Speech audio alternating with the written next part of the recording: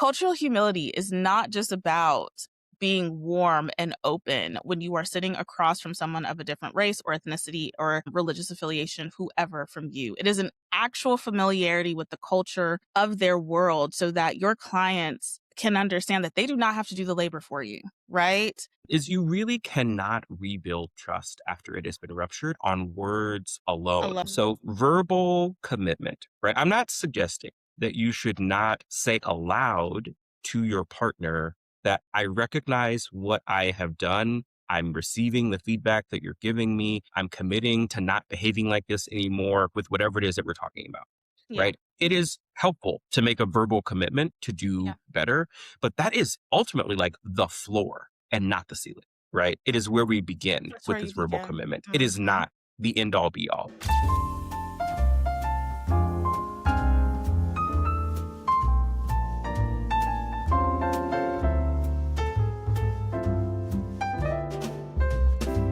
Hey, everybody. Welcome back to The Wait and the Wonder. I'm Jason Herndon. I'm a licensed psychologist. And this week, we're sharing our reactions to Blue Therapy on Netflix. We'll be breaking down the show and some of its themes. Hey, everyone. It's been a little while. I am Philicia Ross. I'm a licensed clinical social worker, and we will also be exploring why love on its own is not enough and how the emotional foundations of relationships need more tending to by way of Blue Therapy. Yeah.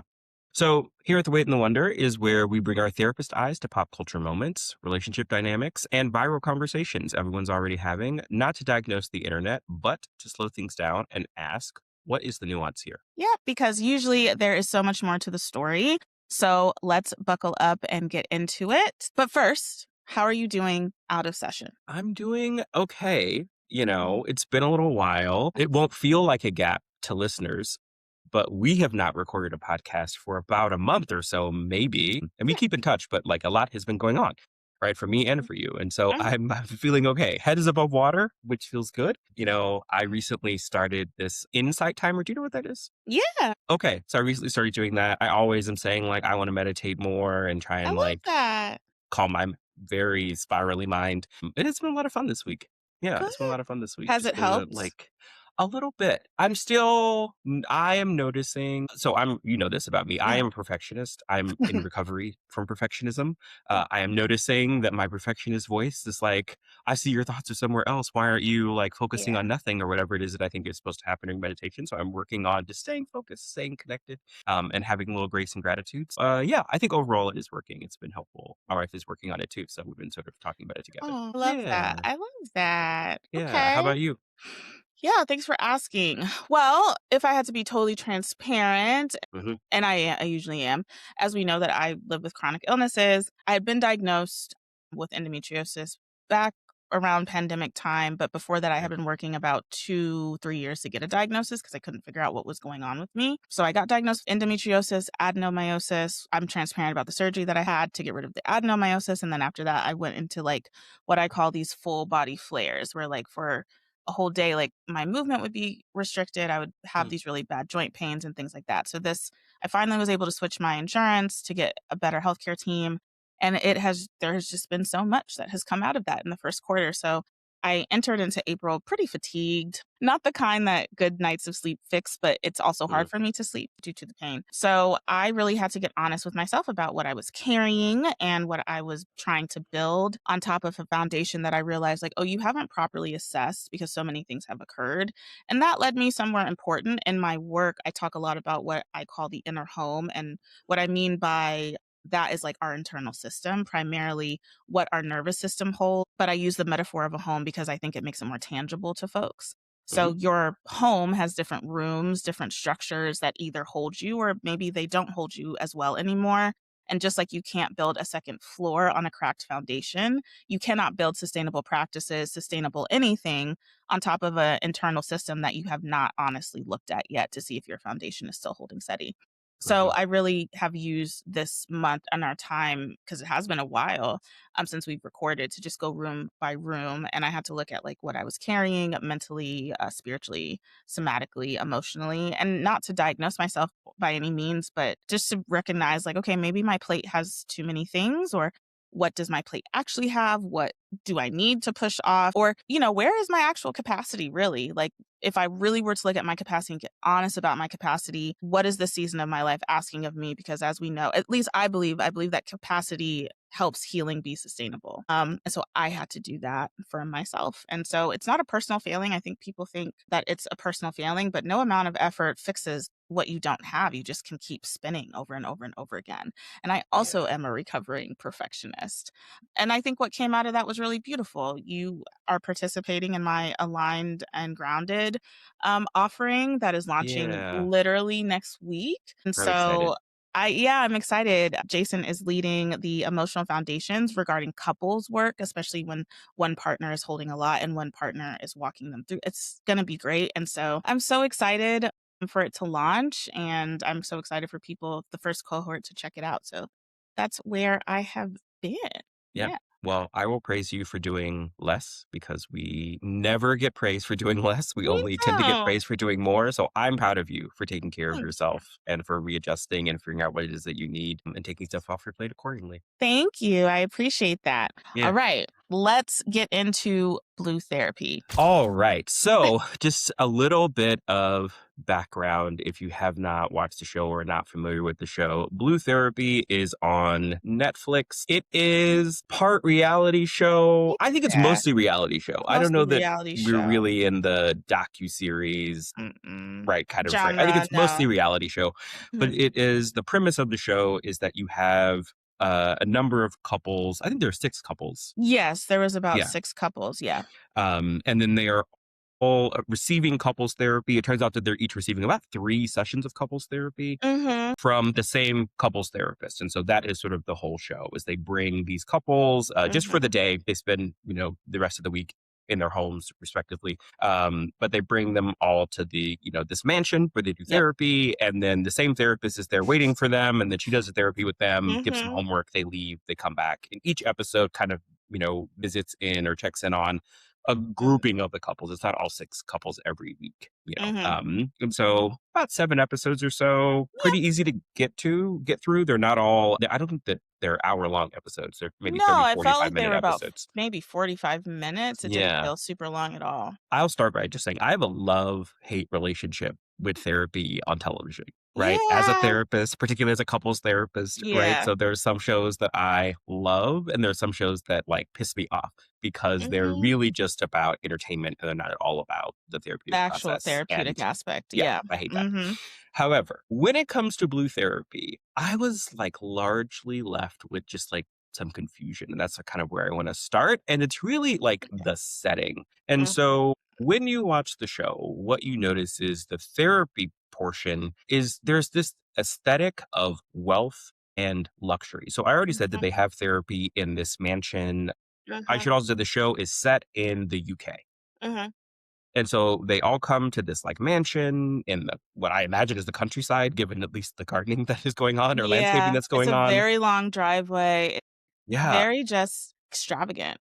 Yeah, they drive the couples up to the mansion in these like black Mercedes, and there's just Mhm. this like sense of there's this sort of like reveal section of every where they're getting out of the car and they're like dressed well and all Mhm, that, and like that's mhm, fine. But I'm curious about sort of like what is the aesthetic of the show actually saying, right? And so there's something mhm, about the luxury that almost feels a little forced. And I think that that is the part that is worth interrogating for me. Specifically, I think the tension, and I want to hear your thoughts on this, the tension is around like the representation of Black wealth. So I think it is important to say that all of the couples are couples of color, mhm, and the therapist is a white woman. mhm, And so there are these sort of clear representations of Black wealth, but they mhm, also have these segments in people's apartments and in people among their friends and that kind of thing. And they don't live in the projects or anything, but they seem to like just live regular lives, right? Like mhm, everyone else. Like I don't know that like their real lives meet this aesthetic, mhm, right? And so that makes you sort of question like, well, what is the purpose, right, of this aesthetic? Like I like a representation of Black wealth, but the implicit message I worry, like, because it's so connected to therapy, mhm, is that you have to be Mercedes black car, chauffeur, mhm, mansion to access couples therapy in some way, mhm. shape, or form. What did you think about all this? Absolutely agree. I think you named something really important because the show literally positioned itself as like it was almost making therapy more accessible. I think that's was even stated, like the intention was for people to understand that therapy is accessible, Mhm. right? But then the visual language is telling a completely different story. Right. Have like one of husbands is like getting like potentially going to get this like extravagant car, and then the outfits, and then the mansion setting. Like what we are Yeah. actually watching to me is therapy being presented as something that you get access to once you have quote unquote arrived. Right. And as black therapists sitting here, I think we have to name that, right? Because Mhm. that is not accessibility. That is a rebrand of the same barrier that a lot of us talk about. Yeah, yeah. What did you kind of make of that difference between sort of the way that they showed up in session and then the way that they seem to live their lives? And I'll add a layer to that, right? Which is also that money as source of tension also Mhm. came up very regularly All the like, through with several I think couples. all of the couples. I mean, some Yeah, couples that was their primary that was their issue was one primary around thing. money, right? With one man Mhm. having been like laid off, right? She's laughing because he got laid off 2 months before, didn't tell his wife, seemingly revealed that in session. That was this is an aside. That was really, like, one of the realest moments of couples therapy right there is the blind side. The blindsiding. And so I have this conversation pretty often with couples. I mediate help couples Mhm, navigate this conversation, which is mhm. do not surprise me in couples therapy. Like I have many couples that really, really hate that because I always will ask a couple like, "Oh, how are you doing? You know, since I saw you last, like, what's been going on?" And like one person will say, like, "I think we've been doing really well. We haven't been having any conflicts, blah, blah, blah, blah." And then they feel so frustrated, right? When their partner is like, I actually have been deeply unhappy this entire week and I just didn't want to say anything because I was waiting for the container of therapy, right, to share that. Mhm. And so, again, total aside, that was an answer. So, No, I think that that's question. important. Yeah, no, I think that that's important because I do think like it was I think the dramatization of this all of like, okay, well now I can tell this person this not so great behavior that I've Yeah. done or this thing that I've done because the therapist will help to like lessen the blow. And I think that Hmm. that also positions us as licensed mental health professionals who do therapy and you as a therapist who does couples therapy as almost like in a position of a savior Yeah. almost. Yeah. So for me, as someone, as we know, I'm very blackity black, black, black, pro black. So I'm like, I had some feelings about like, oh, and then there's this white woman therapist. Nothing wrong to me for having Hmm. a therapist of a different race. However, the cultural messaging again Yeah. of kind of white saviorism coming in and then saying like, well, then this is how you fix it Uh or huh. this is how you deal with it. And there's all these other cultural implications here that is not being asked because kind of like,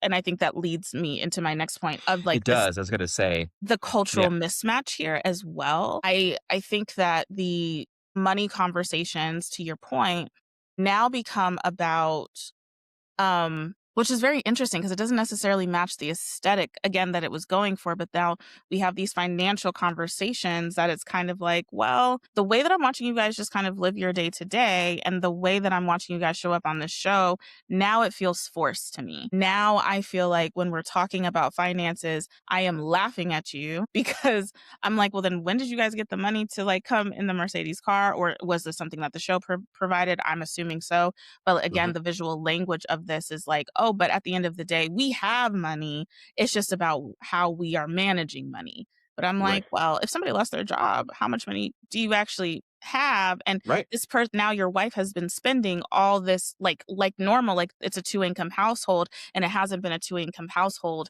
And I think that there's just been this like aesthetics around having us see that yes, black folk can still show up and we can show up well and like, and I am not, it is not lost on me of the diaspora wars that sometimes happen between Black Brits and Black American folk, Sure. right? Of around this idea that Black American folks don't have culture. So I'm also thinking about that of like, did this show intentionally feel like they had to make sure that we knew that these Black folk and non Black POC folk actually came from somewhere? Hmm.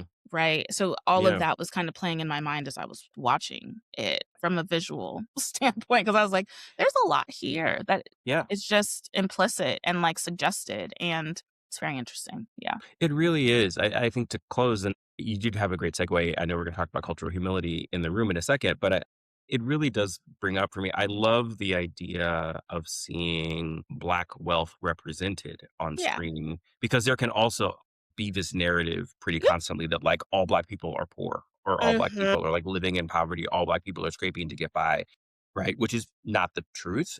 Mhm. And so great. But then I think that message and work is undermined if that's Undermine. not actually how they live, right? So it's like, why you don't have to be wealthy to go to therapy. So if that's not Mhm. clear, let me say that, right? You do not have to be wealthy to go to therapy. And at the same time, why present them as wealthy if they're in fact not? Like, what does that accomplish for us, right? And Yeah. I don't know that there's a way, we're not the producers, we can't answer that question, but it is definitely something that stood out to me. Yeah, I think the messaging kind of goes to like, oh, well, if I am a person that wants to be able to check on my mental health and wellness and like sit with a professional, I have to be a DJ or I have to be Hmm. high up or run my own business. Okay, well, I don't do any of those things. So maybe I can't have access to these. It makes the mental health seem like a luxury. Your mental health, for anyone who's watching this, is not a luxury. Please tend to your mental health, right? Please. And we will add some spaces that also agree with us that mental health should be affordable. Open Path Collective is one. Loveland Great. Foundation Hmm. gives vouchers. Hmm. There are so many spaces that you can find affordable options for therapy. So, yeah. Yes, absolutely. Okay. I know I that you had some. yeah, I need to talk about the Usher thing. Can you tell me? I have a question about that. Who is Usher? At this point, who is he? I I just mean, know that is a legitimate question these days, right? these Who is days, Usher? who is Right. Usher? But Right. yeah, At 7 o'clock, he was at this. What was it? At 7 o'clock, he was on the driving dot, in his drop he's in his top. drop top. He was cruising the streets, but Or I don't who's in the know. And streets? that's not the lyrics, Usher. Usher, I agree. I rebuke that. I no longer agree with you, and I actually no longer listen to It your started music. there. Yeah, let's start there. After the whole, I have to defend this person, Yeah. thing. But when I was listening to your music, I just want you to know we were never going to say that. No. We were never going to say who's in the street. Why do you care who's in the streets if you're going to this young lady's house? Right. You have somebody waiting for you. Anyway, that's an aside. ADHD aside, rant. Yeah, sure. None of us were going to say that. But I sat with that for a second because it was funny. It's not just funny, but it is, to me, it was clinically significant of why cultural humility needs to be a part of therapy. Cultural humility is not just about being warm and open when you are sitting across from someone of a different race or ethnicity or religious affiliation, whoever from you. It is an actual familiarity with the culture of their world so that your clients can understand that they do not have to do the labor for you, right? If you Yes. are choosing to work with Black folk, Asian folk, Southeast Asian folk, whoever, I don't care. If you are white, right? Or cisgender, Or or not cisgender queer, or not or what? Right. queer. It is really, really important that you understand how your clients interact with their world because it's Hmm. vastly different from how you get to and have the privilege to interact with yours. So it's not enough to be culturally aware. You also have to have cultural humility as well. Those are two different things. And so the usher aspect for me just kind of piqued. I laughed at it. And also I was kind of like, well, come on, right? Hmm. Even when the couple was explaining sickle cell, right? I think Yes. it is largely known that sickle cell impacts African American populations, Black populations, those of certain descents, than it does like white populations, right? And so I think the larger question the show didn't really ask is how this therapist was selected. Was she selected because she was available or because she was genuinely the right fit for this specific population? Yeah. Right? Yeah, I think that's a Yeah. great question. And I realized we went on our tangent and didn't set the scene. So what we're talking about is in one of the scenes of the show, she's talking to a couple and they're speaking about how one of their primary issues is that the Yeah. husband or boyfriend, I can't remember if they're married or not, Yeah. are It was out. her husband. Yeah. Okay. The husband is out in the world and getting to do fun things, and Hmm. she is at home taking care of their young children. She hasn't worked since the kids were born. She is feeling that internally. That's a her thing, Hmm. right? And he is exacerbating those internal feelings by like living this lavish life, like out in the world. And one of the things that she brought up was that he had gone to an Usher concert without her. And the therapist's immediate response was like, is that Who's he's a Usher? singer, right? And Right, just sort of, yeah. yeah, like this sort of who's Usher. Uh, and so I think it was really, it called into question again this sort of racial dynamic that we were Yeah. seeing on the show. Mhm. Also, these couples were, I would say, like fairly young Yeah, as like far as, I would say like 20s to 20s into maybe to early 30s. 40s, early 30s, Yeah. early 40s, yeah. And Mhm, she's maybe a little bit older, maybe in her 50s, right? mhm, Maybe late 40s, 50s, somewhere in there. And so it's like a noticeable distinction, right? Just between yeah, like her and these couples that are sitting across from her. And it did really, this Usher moment, it did, like you're saying, sort of open something bigger to me, which is just sort of like, how is it that we're pairing this therapist and this yeah, person, right? yeah, Like it felt in that moment that it's like, okay, it seems unlikely to me that this woman was chosen to be the therapist on this show because this is what her actual working population looks like on a yeah, regular basis, yeah, right? That she's consistently working with Black couples for whatever reason. To be clear, you do have therapists who are not racially or from a gender place or from a sexual orientation place matched with the clients that they tend to work with the mhm, most, right? mhm, That is not uncommon. And given the breakdown, I will speak to psychology. Social work is a little different, but given the breakdown demographically of what psychology looks like, the mhm, likelihood of you having a white female psychologist as yeah, your therapist is really high it's because really high, psychologists are yeah, something like 75 to 85% yeah, white women, right? And so, like, that in and of itself is not necessarily that strange, but it mhm. did give me pause, right? And I think that the show never quite explains its own premise, right? It's just like, what are we doing here? What? I was Yeah. confused. I was just like, "Okay, wait, so how did she get chosen for this?" Like, if we compare Blue Therapy real quick to Dr. Orna's, It's show, called couples therapy. Yeah. Couples Hmm. Therapy, it is very clear that they chose Dr. Orna, right? Yes. We do Hmm. not get that signal here with Blue Therapy that they chose this particular therapist. By the time I left, I was like, "Okay, so somebody decided to put a show together and they chose this therapist and then they chose these couples. Hmm. Interesting. I think that's vastly different from what we've seen with Dr. Orner, where these are couples who have specifically chosen her to do the work with them, Yeah. right? And I know that the edit just doesn't give us confidence that anything else occurred. The edit that the show got, like, Yeah. it does not give me confidence that these couples sat, realized, you know what, we need intervention, and chose this person. It does not give that. Yeah, it does not give that. And I think when we talk about cultural humility and cultural attunement specifically, along with clinical utility, humility alone can be passive. Mhm. It seems like how they're presenting it. It's an awareness of like, I know I don't know everything, like in real time. Like I work with clients from across like different religious affiliations, different Yeah. sexual orientations, as you were naming. And I can know that I am not aware about everything, but attunement says for me, I'm going to actively use what I know about the culture to inform how I intervene with the intervention. And there were moments in the show where I felt that we didn't get any of that, right?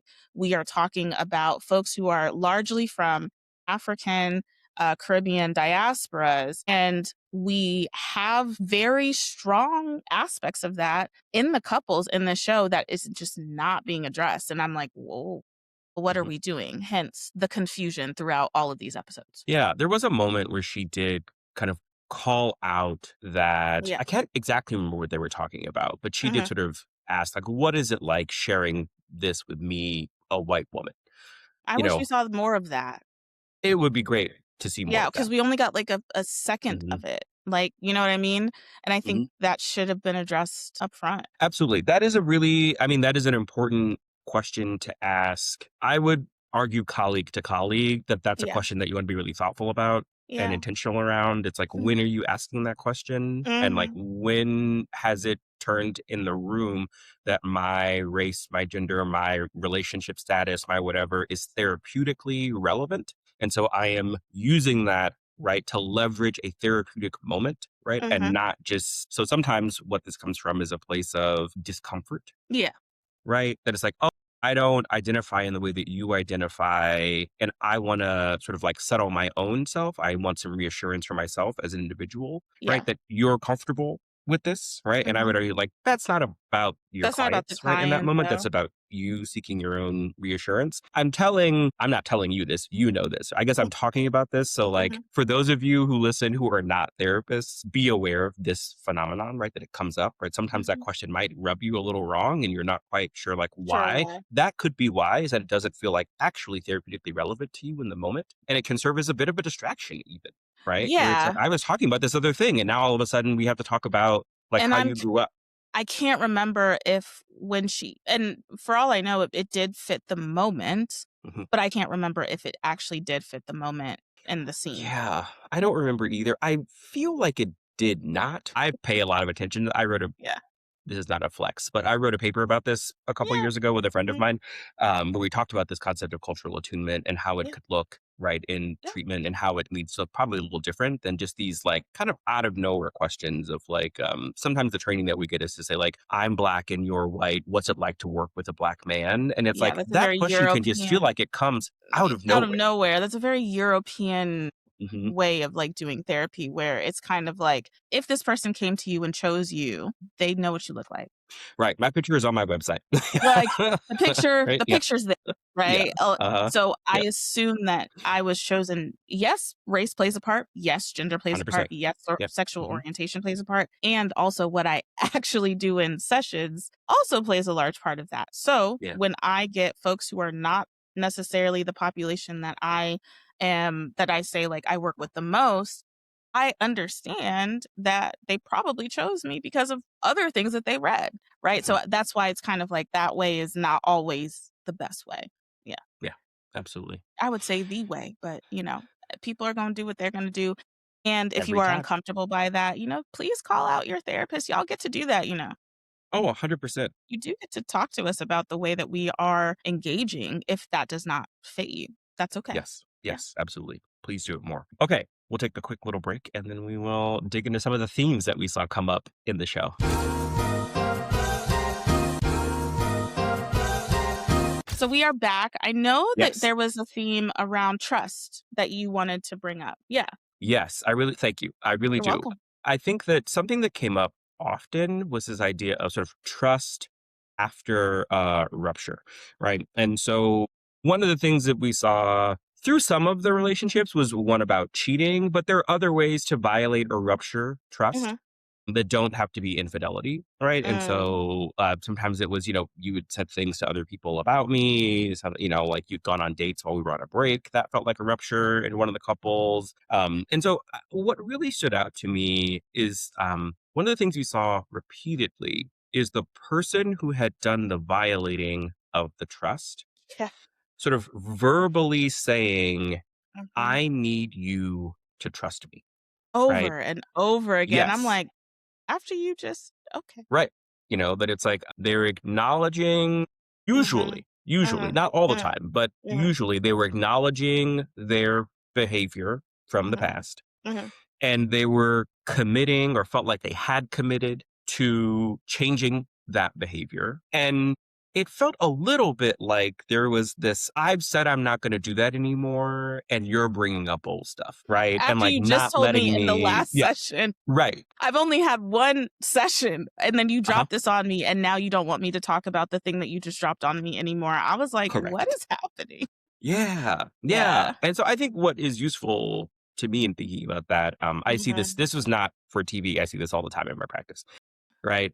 Is you really cannot rebuild trust after it has been ruptured on words alone. Alone. So verbal commitment, right? I'm not suggesting that you should not say aloud to your partner that I recognize what I have done. I'm receiving the feedback that you're giving me. I'm committing to not behaving like this anymore with whatever it is that we're talking about, Yeah. right? It is helpful to make a verbal commitment to do Yeah. better, but that is ultimately like the floor and not the ceiling, right? It is where Mhm. we begin That's with where you this verbal begin. commitment. It is Mhm. not the end all be all, right? We would say it's neither necessary nor sufficient. And what Mhm. I mean when I say it's neither necessary nor sufficient is that if you change your behavior without a verbal commitment, you could still get where you were going, right? Mhm. And if you only express verbal commitment, but you do not change your behavior, that will not get you where you're going, right? So it is neither necessary nor sufficient. And so when you say, like, just trust me, you that's almost never going to work because you have demonstrated yourself to be untrustworthy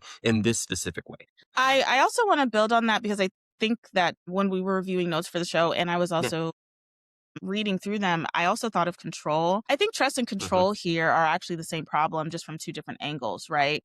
You are Yeah. looking at what it takes to rebuild trust after rupture, and I was looking at like why control is being used as a substitute for vulnerability in the first place.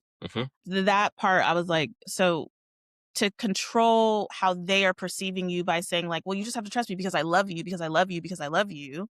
Does not that does not equate, right? Hmm. You love somebody and then you did not do said behavior to express love in a way that you know that that person would feel it. So now it doesn't equate anymore. Like it has canceled it out, right? And so when you put these things together, you get Yeah. a really complete picture of what is happening in almost every couple on this show because there is also this real fear of rejection and Yeah. real fear of vulnerability that is running. I think, in my opinion, it was running through every couple that we Hmm. saw. And instead of naming the fear, what we get is control, right? Yes. Control in these Yes. very specific and sometimes very creative forms, right? Hmm. I can't handle like, specifically the couple, like, I'm forgetting their name, I'll have to find it, but the couple where the guy did not no lo in the first episode, we found out that he didn't have a job, right? Right. Yes. Yes. Uh-huh. I thought that that was a very interesting aspect because it all came back to, well, when on our first date, well, not didn't all come back to this, but I felt like this was a core part of this, of how Hmm. they started to date, Yes. where he's like, Yes. "Oh, I pulled up in my hoopty and you pulled up in a very nice Mercedes." And she was like, "So you want me to feel bad because I did what I had to do to get a Mercedes? I still Hmm. dated you." So Right. clearly I wasn't thinking about your hoopty. You were thinking about it more than me. So Right. that all of that is underneath how you felt you needed to control this narrative to not tell your wife, who also is raising you guys are raising a young child, about the fact that you, I think they call it over there made redundant, but over here we Yeah. call it laid We're laid off. off. Like Yeah. you were Hmm. he was laid off, right? So we now have someone fabricating employment rather than saying like, "Look, I'm struggling and I Yeah. do not know how to tell you I'm struggling." Right? 100%. a Yeah. 100%. And then, like, experiencing that challenge and vulnerability is one thing, Yep. right? Hiding it is an entirely separate thing. Yes. And then the request being, you should not, I am made to feel distressed when Mhm. you ask me questions, when you try to verify the things that I'm saying to you, when Mhm. you check in on me, when you want to go through my phone, when you, whatever, right? Mhm. And Mhm. that's really a missed opportunity if you want these Yeah. relationships to work because Yeah. behavior change has to be consistent and observable, Yep. right? They have to notice. If you are going to tell me that you're not going to cheat on me anymore, I am likely to want to have some way of verifying your behavior. And if you are committing to repairing after a betrayal, right, or rupture of Mhm. trust, then what you are committing to is a higher level of scrutiny for some amount of time. There is no fixed amount of time. So the amount of time that I might need to bounce back, right, the amount of time that you might need to bounce Mhm. back, it really depends on us as individuals, our own luggage that we're carrying around, and what the trust break was in the first place, right? Cheating Yeah. is one thing, lying about money is a different Mhm. thing, right? Like Mhm. texting other people is what, right? So it really just depends, like I sort of think what's that's going the on. reason why people have so many non-negotiables around betrayal and Yes. infidelity because, as we've spoken about, and I know, I know that there's this big thing that just happened with Megan Thee Stallion, so but Hmm. I will regarding her relationship and Yeah. Yeah. how being as a non-negotiable, and I want to say this, that it's not that people cannot work through infidelity. It is that most parties do not necessarily feel that they are equipped to navigate the after aspect of a Hmm. betrayal. Yeah. So it is not that people can't work through betrayal, right? I am not someone who will go on and be like, "Oh, well, you got to leave because that." No, you can work through betrayal. Hmm. And what Jason just mentioned makes it harder to do that if you do not have a party who is willing to be like, "Okay, let me just have to, this is the way that I have to repair," Yeah. right? And so then we get individuals who don't actually do the actual repair portion. And I wish, because we had a lot of couples on this particular show, who were dealing with various levels of betrayal, we did Yeah. not get to see the actual intervention of what that could take, and I felt like that was a missed Yes. opportunity. If it actually happened, great. Mhm. And the edit did y'all no favors because we didn't get to see that as the audience. Truly, and I do think that's a great call out, and I hadn't actually thought about it. So I do think it's like as a PSA worth pointing out that so I've said before in other podcasts or other episodes, my niche as a couples therapist is infidelity recovery, right? Mhm, So I do this work several times a week, right? And so what is important to point out here is I think everybody gets about 3 or so sessions on mhm, this show. mhm, Couples who are working on infidelity repair, that's like an 8 to 12-month process, mhm. right? And so like this is true, deep, long, slow work. I also work in the intensive format, so you can get much further in intensive format than, those 8 Mhm. months. However, I think that it is important to be able to point out that this is work that takes a long time, Yep, right, to build and repair and to feel like you are navigating that sense of vulnerability, navigating that sense of distress. I mean, I think I'm not here to make a case or make excuses for anybody, but what I will mhm, point out, right, what I will offer is that it is actually in many ways very emotionally distressing to be the partner that cheated and is now trying to repair, right, or recover from infidelity, right? it There's is. a lot of distress there. Now, their behavior is their own, their choices are their own. They have to Yep, take accountability for definitely that. We kinda don't need to yep, feel bad or sorry for them, but mhm, we can acknowledge, right, that this is also an emotionally challenging process for them as mhm, well. And the impulse for many when they feel distress is avoidance. And one of the ways that we avoid that distress is through the control that you're talking about, yep, right? You saying, Felicia, you're really bringing up old stuff and not letting me be the person that I'm trying to become because you mhm, keep dragging me back into that like old me. And that is just never going to work, mhm. right? It's not going to work. That level of control becomes a bit manipulative, right? And Yes. what we saw on the show, we had someone who didn't want to take the step towards full commitment because, well, if I never fully commit, I never fully have to risk anything, right? With the Hmm. couple that she wanted to get married and he didn't necessarily see the point.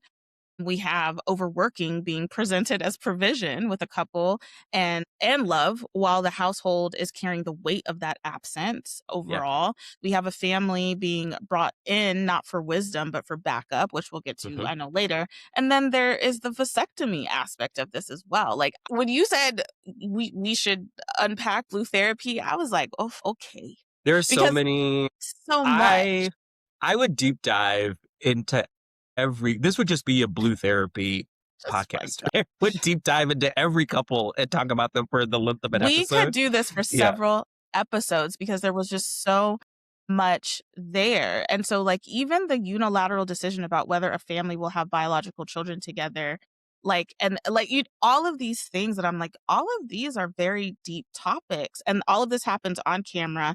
And I think Hmm. the part that was frustrating to me the most is it's never the decision itself that some of these individuals make, right? But it's the conditions Hmm. that exist in the relationship that make Absolutely. secrecy feel like the only available option. And to me, we did not get that addressed, right? Yeah. I think that that is a profound failure of the relational container overall. And we have to name that regardless of how unsafe vulnerability feels or, and crosses into this level of control, because that in itself removes the partner's agency entirely, right? We are talking about two human beings, and human beings are complex. And one person has decided, I'm just going to keep it a secret.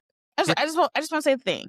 I just Hmm. won't say the thing. And then you remove the partner's agency entirely. That is erasure of Yeah. somebody's autonomy and decision to have self determination.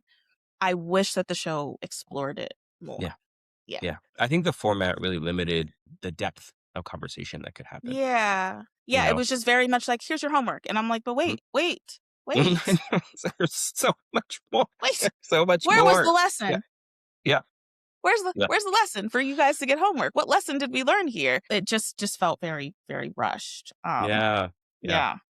Okay, so I know you had some things to share about scripts that you saw, narratives that you saw. So let's talk about the provider script. Yeah, I definitely on the provider piece specifically, because I know you have some thoughts about men that you have worked with. And Hmm. which is exactly what I see too. I don't see men in my practice as often. Oh, yeah. I don't have very many male clients. So I found this very fascinating to talk about because there is a gap between, it sounds like, the role the men want to play and the reality that they have found themselves in, which I was just like, so you're saying you want this, but the reality is that you're doing this, right? And I don't know if the show did a good job of addressing that gap honestly, Yeah. right? Maybe hmm maybe through the conversations that they may have had outside of the therapeutic session.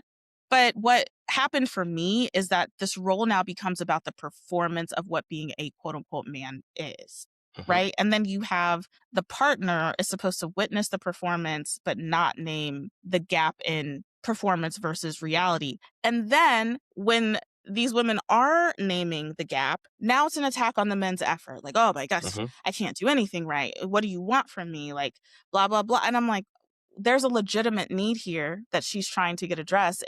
So now we have women who are now being framed as victims, but also victims of their own making. Like that's to me what the edit did for many of these women of like, oh, you're going to say with that. And I'm like, well, again, the way that it's edited does not do them any favors. Right. And so what I will say based off what we saw is like, we are seeing what it means for a man to be in a family system in their cultural context, Yeah. in their own sense of self.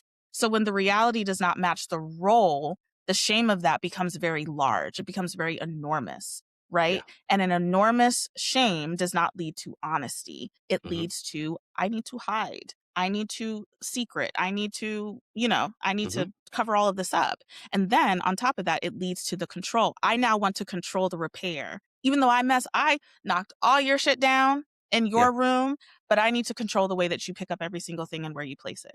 It leads to the Yeah. behaviors that we kept seeing on the show. And for the women, I want to say this too, because there were some cases in which I don't think that the women should be exempt. There are ways that we can enforce the provider expectation and then name the impact of it without examining our role completely.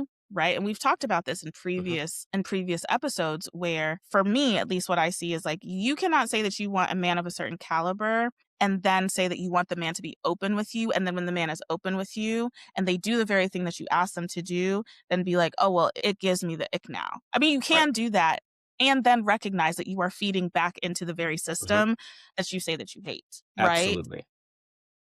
I know that that's not always happening, but it's happening enough times that I think we need to be honest about that as hmm well. So, yeah. Yeah, I love this because it's really something I do see a lot in the work that I do. I have talked with individual men about, right, Mhm, in my personal life and in my therapeutic life, mhm, is just this tension that is born between desire and circumstance, right? And so it's like you want to be the provider. And maybe, you know what? Maybe want is not even the way of talking about it, right? You yeah, have been told, you have received countless messages as a man that mhm, one of your primary roles is to be the provider. And then mhm. how does that wreak havoc with your identity when your financial reality just does not support that, Doesn't right? So match I think that. one of the challenging things again that they didn't really have the space to get into, he brought it up, they brought it up, they made reference to it, but they didn't really pull it apart, is that perhaps for the entirety of their relationship, I mean, the couple that I'm thinking about, his wife has made more money than him, Yep.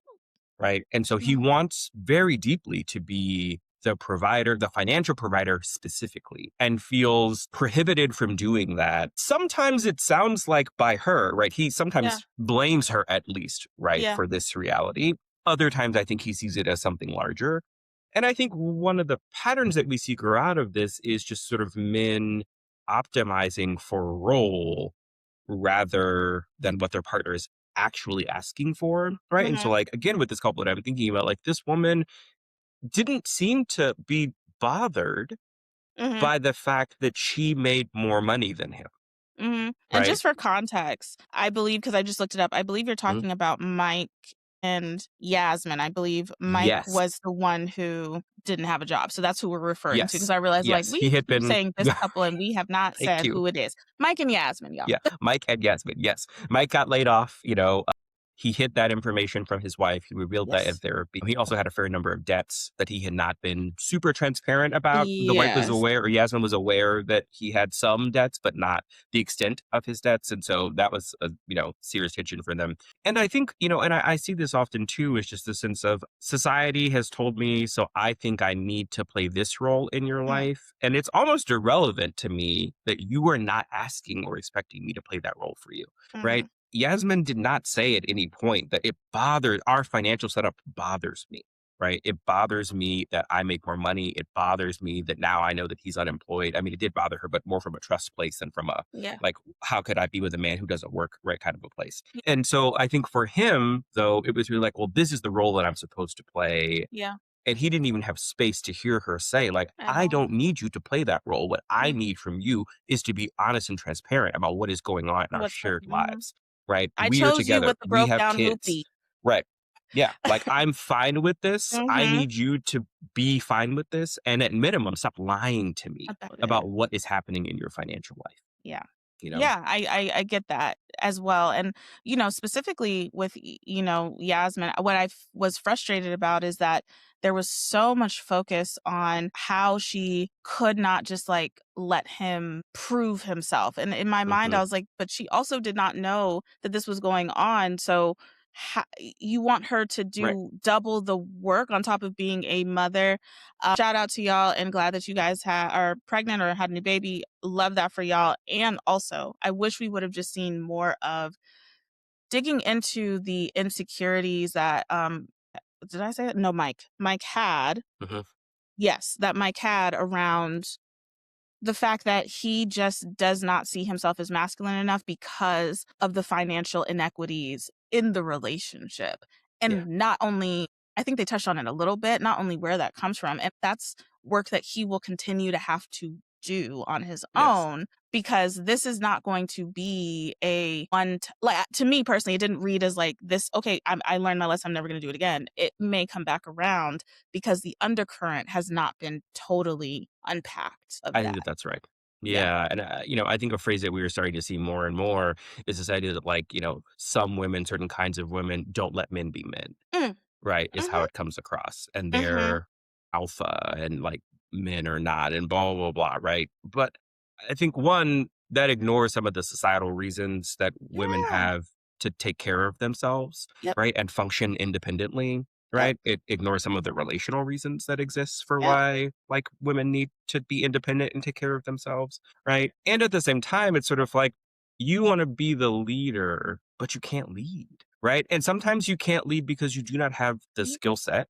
Sometimes you can't lead because, like, just the world around you has conspired to prevent you from being able to do that, right? Mhm. Like, I don't I I also don't think think that that he did anything wrong to get laid no. off, right? I don't think he No. wasn't trying to, He like, wasn't be, trying to get like like, a lose his job. It's not like he quit and then yeah, didn't have a backup. There was a system in place that right. happened, and it impacted him negatively, and he couldn't control that.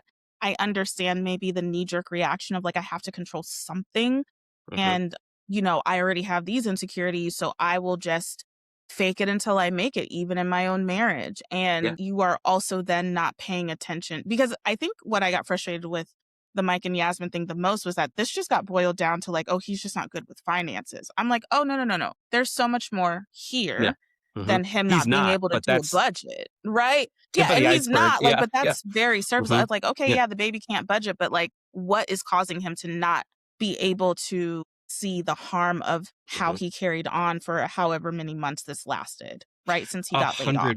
100%, Yeah. right? I think the knowledge that is useful would be useful to him is understanding his pattern, which His is that when pattern. he Exactly. feels financial lack of any kind, Yep. he feels emasculated. And Yep. what he does with that emasculation is he spends money impulsively, money that he and they do not have, right? And that Mhm. is how we get from a me issue into a we issue, We issue, right? and then Is you now expect your wife to we cover it. right. We Mhm. now are Yes. in debt because Right. And you have have this decided financial hardship. exactly. And then we are at odds because you do not want to talk about this because it is emasculating to you, Yep. particularly with your wife.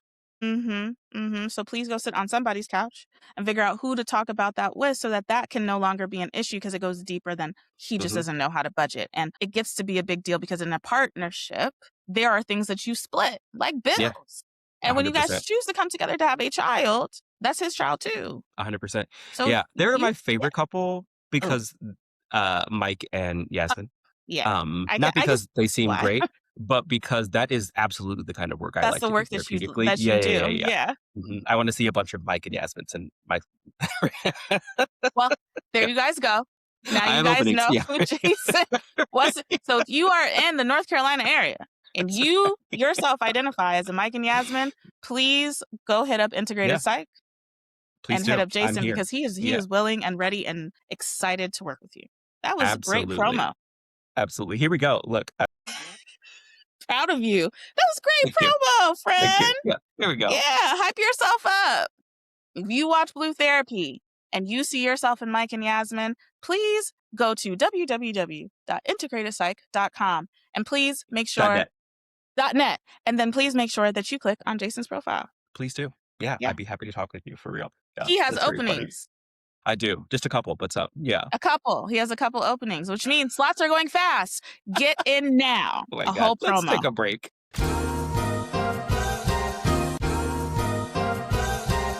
Okay, so we're back from a quick break. I did want to talk about a couple that I did enjoy their journey. And, I say this all the time. You cannot be pro Black if you are not pro every intersection of Blackness. Heavy on that. I appreciated that they had queer representation on Blue Therapy with Mons Mhm. and Shay.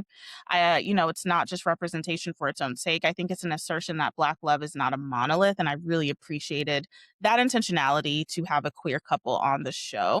Absolutely. Queerness exists within Blackness as a part of it, not separate from it. And that needed to be stated that, queer couples are sometimes people see queer couples as like, oh, they have so much different like so many different problems than heterosexual couples. I'm like, no, like relationships are relationships. So what I think I Absolutely. appreciated about what I appreciated the most about this couple specifically is that we actually got the ecosystem of the problem. I was like, oh, great. Yeah. Okay, I know what this is. Not just what happened, but the conditions that created it, right? Shay recognizing, like, oh, my social world does not have any movement really outside of this relationship. And then Mons having to reckon with her own protective solitude and what that Yeah. cost the both of them, and how her behavior was really about like this kind of maybe feeling of restriction, and feeling maybe a bit she didn't really know how to navigate like being in a monogamous relationship as a result of things that she had gone through in her own personal life, Yeah. right? So both moved from protecting their own narrative to examining their contribution to the issues that they were having. And I want to say that that is the work. I really appreciated how we got the full ecosystem in this couple. And unfortunately to me, the show only got there once, Really. Yeah. which is something that I think we need to sit with. And I hope the editors sit with that too, because we should be seeing the whole ecosystem with all of the couples, not just one. But yeah. Absolutely. Yeah. Yeah. I'm curious to see if there'll be a second season. I'm curious to see what, if any, changes they make. I mean, I would watch it again, to be honest. I probably will never. No. I will be sticking. Dr. Orna, what's up, girl? If I don't do couples, but if you ever, hey, everyone be on the show. Would love to have you. Love couples therapy. Think couples therapy is the best. I really enjoy that show. Yeah. It It has is been the best circulating. representation, I would say, of therapy It on is. TV right now. It Yeah. really, really is. And I really enjoy it. All right. On to In the Feed. Let's do it.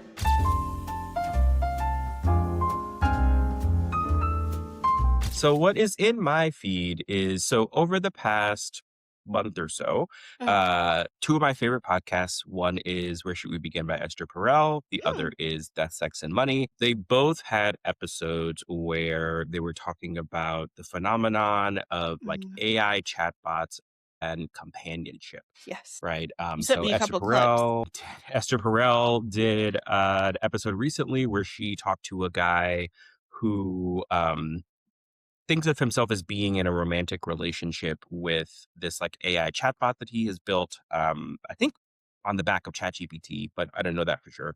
And one of the interesting things is that she had him like prompt the chatbot in this recording, and then like the chatbot would give responses about how whatever you liked, Oh, who viewed their relationship. And it was just a fascinating, and I don't use that term to indicate positive or negative. Mhm. Right, because I think there's plenty of both. And then in Death, Sex, and Money, they did a two-part series on sort of how people interact with AI, more Yeah. in this relational way, less like I use it to do stat stuff, but more like it was a friend, it got me through hard times, I'm using it as a therapist, Mhm. it is someone that I think of myself as a relationship with. And they also sort of spend some time talking to folks who have been humans who have been in the aftermath of that. Like my Mm. wife went into an AI spiral, and then we got divorced, and like let me explain kind of like Oh, what that wow. process was like from my perspective. And what it really brought up for me, I think, is, well, one, I think that there's probably this idea that like AI relationships are perfect, but there was a level of tension with this Mhm. guy, between like this guy and his AI girlfriend, which Mhm. I thought was really interesting. Right? It's like, oh no, all relationships are hard, even when they're Even with with machines. robots. Yeah, right. Yeah, all relationships are hard, no matter what. I think that was an interesting find. And then I think the other thing that really stood out to me was around the loneliness, Yeah. and how for many people, the loneliness is what Yeah. drove them To into try to these find something. relationships. And I think that it's very easy to say, like, well, you should just go get a real girlfriend, boyfriend, they friend, right? Whatever it is that you think that you want. But I think right? I think the nuance there is AI is, I would argue, like ineffectively filling a very real hole in Yeah. many people's lives. And it's that Yeah. we actually, as like human beings, do treat each other pretty badly. We are not the most validating group of people. We are not Mhm. the most affirming group of Mhm. people. And so AI is at least masquerading as a thing that will do that for Mhm. you. And so Mhm. what really stood out as the nuance to me with that is, it's not as easy as saying, well, just go get a partner, right? One, getting partners is not easy. We see that It's not all the time, easy. right? And two, people are challenging, right, to be around, right? And can be really invalidating, can be really close minded, can be really hurtful to one another. And so, Mhm. like, this is a real thing when people talk about, like, I am really missing a level of companionship. We talk a lot about, like, I'm going to say the loneliness epidemic. It gets phrased as the men's loneliness epidemic, I think it's but I right? don't But think it's everybody just is lonely. The yeah, data suggests everybody that, is like, lonely. they focused on the male part of the Yeah. data, but the data suggests that everybody is more lonely than they Mhm. used to be.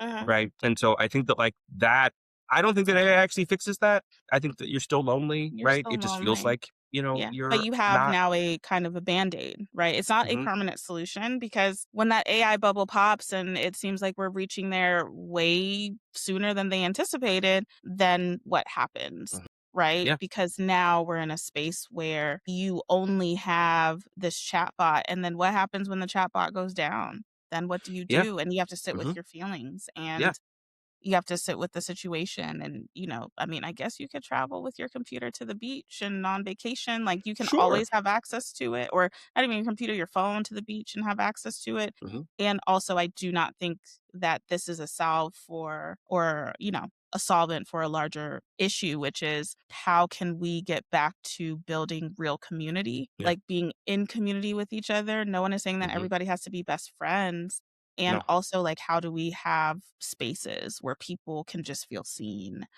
absolutely. Right? Yes, and how Yeah. AI is not, I think, I just to expand on that, I think one of the other things that I think about as a challenge is that, like, generally, AI is not helping us Yeah. get better at doing these things, right? So for those folks who feel like a part of the reason that I feel lonely is I don't feel like I have the skills, right? To like make new friends, or I'm an introvert, or I'm socially anxious, and Mhm. like it's just hard for me to get out there and do all Mhm. these things, right? AI is not helping you It's not do helping that you. more It's effectively. And I think isolating like you that's more. one of the challenges, right? Is that it's like it's actually like not helping you build the skills that then might help you generalize to, even if you want to say that like this is your primary partner, AI is your person, right? Whatever, right? Fine, that's fine. But I think, do you want friends, right? So if you want friends and not a romantic partner, how is, I think in a healthy relationship, we are pushing ourselves to be the best version of ourselves. Mhm. So when we are in healthy relationships, our partner should be able to support us. And it's like, if you say, I'm lonely and I want more friends, our partner should be there to support us in those endeavors. Right. And I Mhm. don't necessarily see, it's very rare that we hear that people are using AI in that way. right? To Yep. help them like leave the house, regardless of what your relationship is with the AI, to leave the house, right? Or do things virtually, right?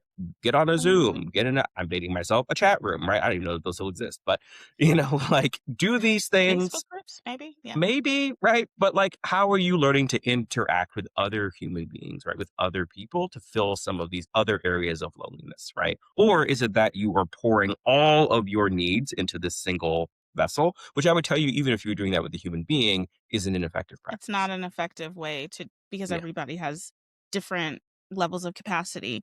And I think that's really hard for people to recognize that one person cannot be all to them that they desire them to be.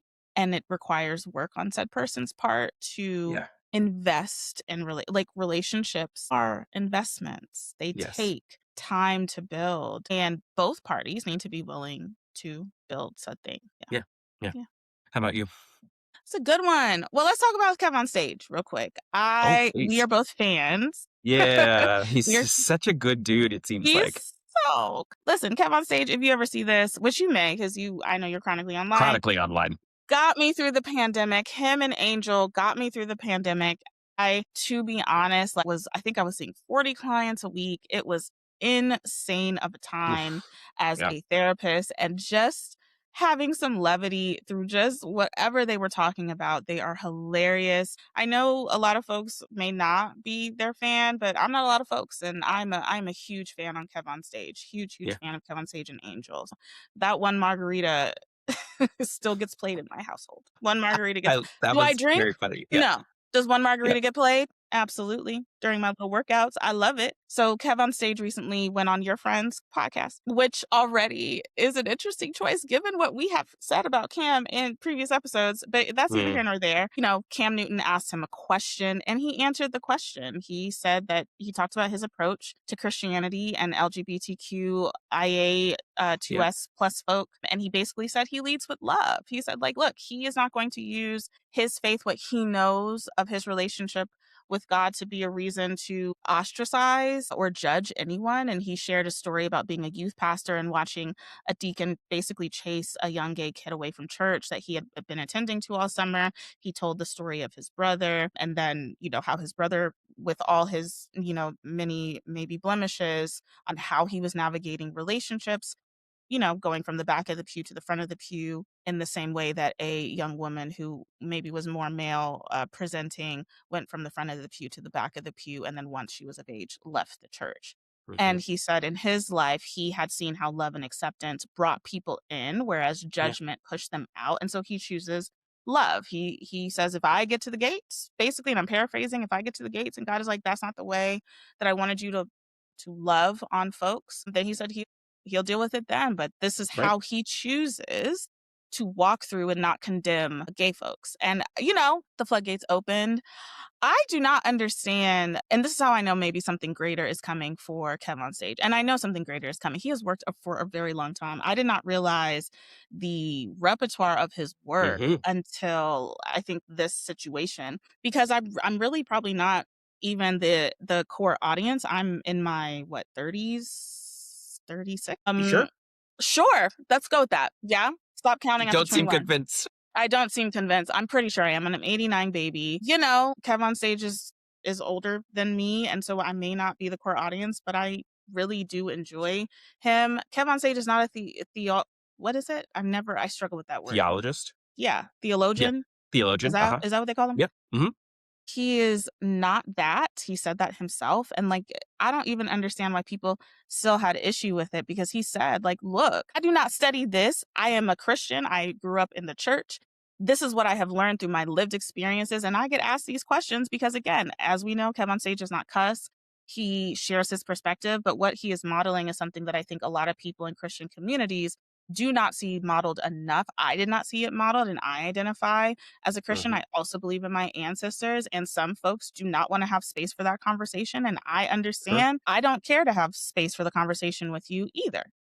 Honest, because it's mine. It's my relationship with faith. And so I think what Kev on Stage models, what we don't see modeled enough, is that your faith does not have to be a weapon. Jesus was a radical. And I don't know how other people paint Jesus, but what I read and what I understood about Jesus was that he was a radical. So yeah, he loved everyone. And I also don't do the love the person, hate the sin thing either, because then you are diminishing someone and then Hmm. ostracizing them all over again. I don't do that either. So, I mean, have beef with me too, I guess. I too sit here, love on my community that I serve, love on my partner, eat my food, pay my bills, and mind my business.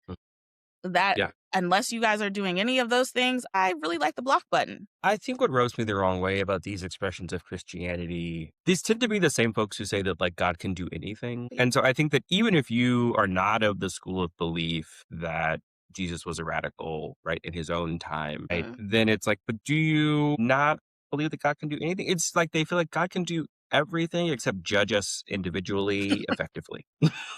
Right. And so it's like, if I'm going to Yeah. hell, then like that's what it is. Right. And there's nothing that like other people can just, they don't have any decision You don't making in have that. any decision on that. Right. So, to use your metaphor from before, when we get to the gates, it's like, it is what it It is. is what it is. And so if Yeah. God tells me I'm wrong and like, yeah, you can't come inside, I'll be Hmm. like, okay, well, Yeah.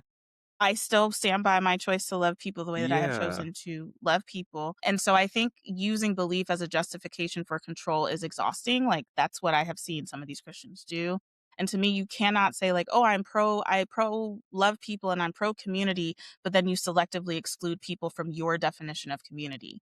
Then you are Correct. not pro community. Yeah. And then on a Yeah. much brighter note, I've just been enjoying anime. The wonder part of my life has been really beautiful. The spring I love, anime has dropped and it's been wonderful. We I talked know. a bit before we started recording about, I don't know how to pronounce it. It's Witch Hat Atelier, or I thought it was Atelier, but yours sounds real fancy. And so it we're going to does, go with doesn't it? that. It Hmm. does. It sounds like we should be in France.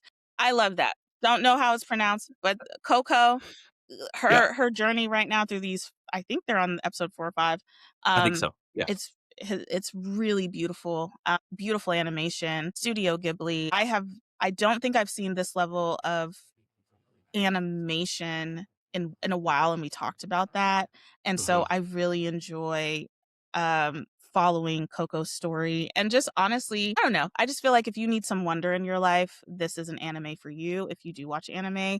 And then we talked about Demons of the Shadow Realm, which is from the Yeah. creator of Full Metal Alchemist. Had not seen anything about it. No, Glad I I was didn't. excited. You know, as someone who really enjoys just getting to it, appreciated this anime. I was like, "Oh, 100%. oh, We in it. we're in it."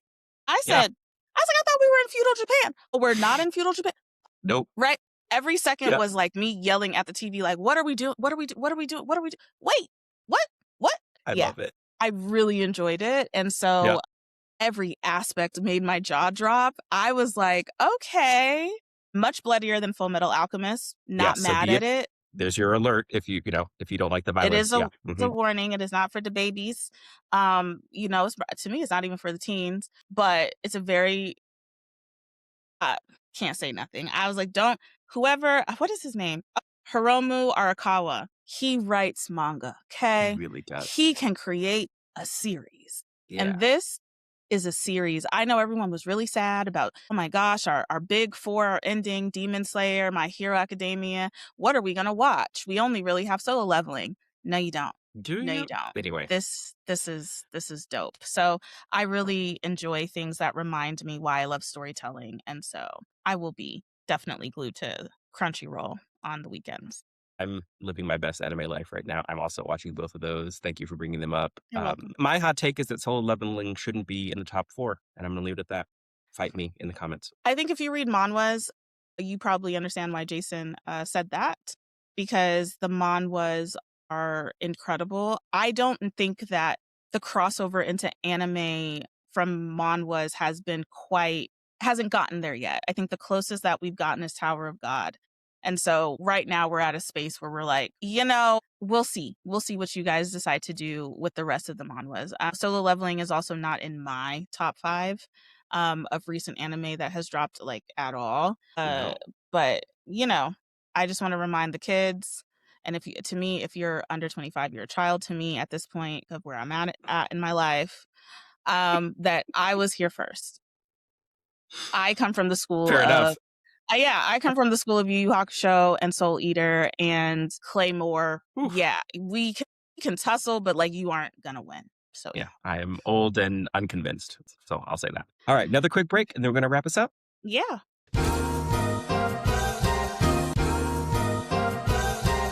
All right. So Yes. did you consider this?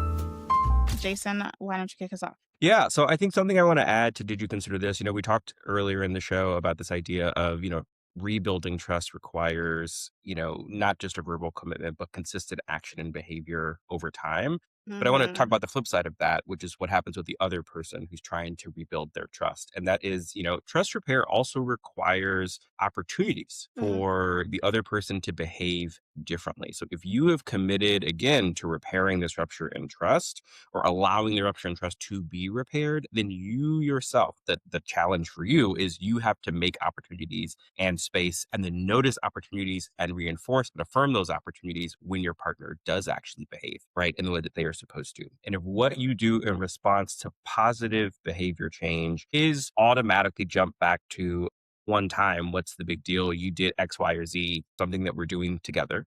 Mm. And two, right, like playing their parts effectively. So yeah, Yeah. that's what I will add. I love that. Yeah, I think we talked a lot about control and vulnerability. We touched on them and the expectations and all of the ways that these couples are kind of getting in their own way. But what I want to add is a question about the parts underneath all of that. Because if I'm sitting with any of these couples in a clinical room, I do not do couples therapy anymore. But if I were, I'm not just looking at the behavior, I'm asking what part of this person is running the show right now to get to that behavior. What Mhm. is that part of you trying to protect as to why you chose that behavior? I do a lot of IFS in my work. And so what we are watching, at least for me across almost every couple, is there are these very strong protective parts that have been working overtime for so long that they've forgotten that there is maybe anything else that they are protecting. So Yeah. therefore, I'm not going to protect you as my partner because like this is really important for me to protect from myself, right? Yeah. The man Mhm. who fakes a job is not just lying. There's a part of him that learned very early that being seen as incapable means to be humiliated, to be emasculated, to be deemed worthless as a man. And so now that part has just developed a strategy. The strategy is exhausting and harmful to the relationship, but the part is just trying to keep him safe from something that felt maybe unsurvivable perhaps a long time ago. And this is just Yeah. me taking a stab at it. I do not know him, so this is not a therapy replacement at all. Please do not come after me. I want my license.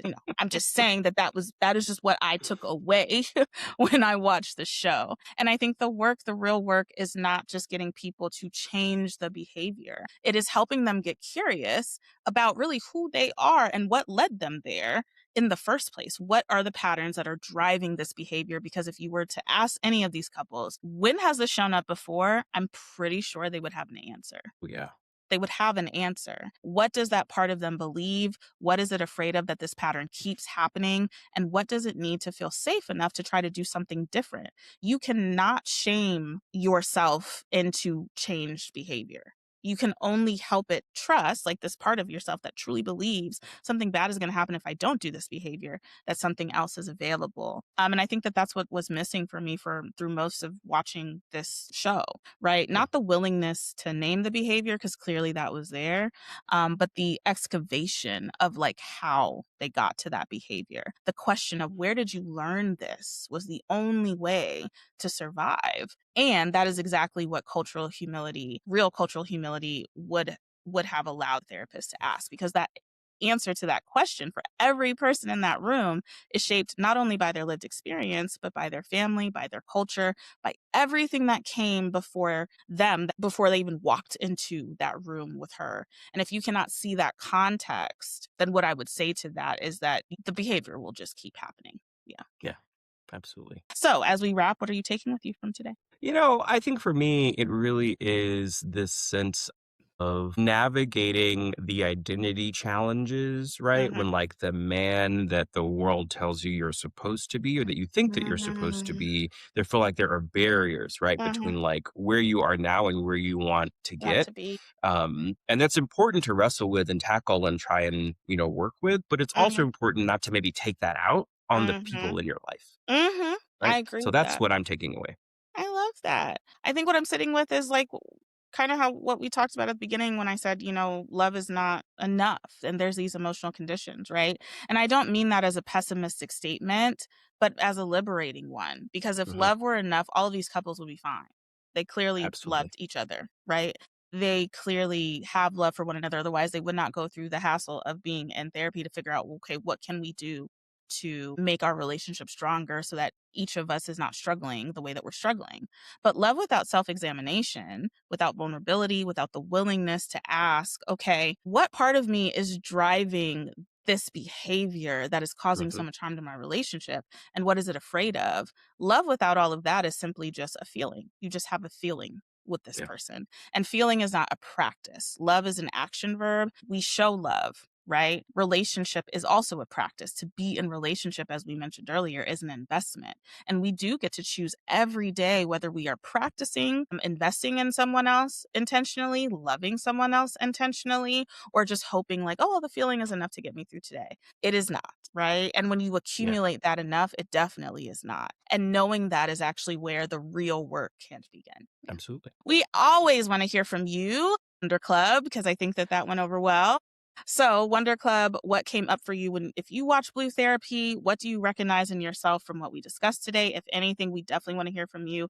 Please, if you have something, if you have a situation that you want us to talk about, we would love to talk about it and give you just our perspective, not Mhm. therapy, but give you our No. therapeutic perspective. So you can always find us on Instagram at The Wait and the Wonder podcast, I believe, and on YouTube at The Wait and the Wonder.